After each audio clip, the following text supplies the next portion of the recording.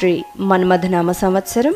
దక్షిణాయనం వర్ష ఋతువు శ్రావణమాసం కృష్ణపక్షం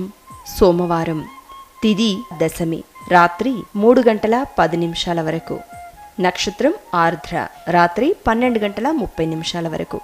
వర్జం ఉదయం 9:15 నుండి 10:55 వరకు దుర్ముహూర్తం మధ్యాహ్నం 12:31 నుండి 1:20 వరకు తదుపరి మధ్యాహ్నం 2:59 నుండి 3:49 వరకు శుభ సమయం ఉదయం 5:50 నుండి 6:21 వరకు తదుపరి సాయంత్రం 5:19 నుండి 6:13 వరకు